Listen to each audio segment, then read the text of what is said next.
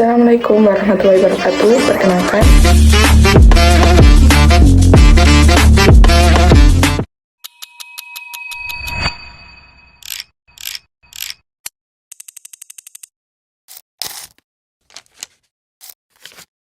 satu hal yang sering kita lupa, belajar itu bukan cuma soal siapa yang ngajarin, tapi dari mana kita belajar. Sekarang coba bayangin, kita hidup di zaman dimana informasi itu berkembang lebih cepat. Tapi di sisi lain masih ada sekolah yang sumber belajarnya cuma itu-itu aja. Saya nggak ngomongin sekolah orang lain, tapi saya ngomongin tempat yang pernah jadi bagian dari hidup saya, yaitu MI Bustanul Ulum. Dulu saya ada di sana sebagai siswa. Sekarang saya lihat lagi sebagai mahasiswa. Jujur, perspektifnya berubah.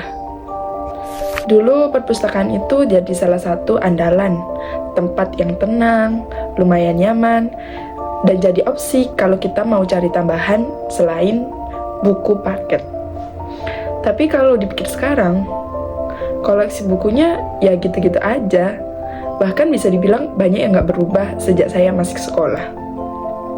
Dan itu jadi catatan penting, karena hari ini kita hidup di era dimana informasi berkembang cepat banget.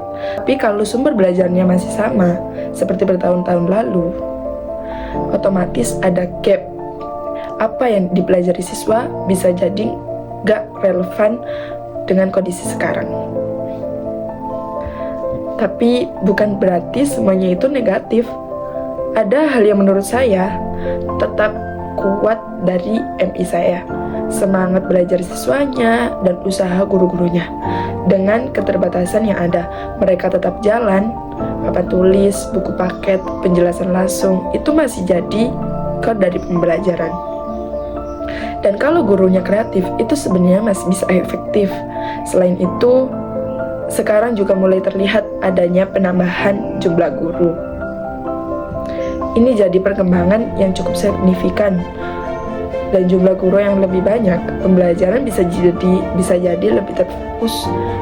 Pembagian tugas mengajar lebih merata dan potensi untuk inovasi dalam metode pembelajaran juga semakin terbuka, apalagi kalau guru-guru ini membawa semangat dan pendekatan yang lebih segar. Ini bisa jadi dorongan besar untuk meningkatkan kualitas pembelajaran.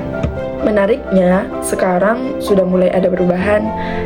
Salah satunya pembangunan untuk perluasan perpustakaan.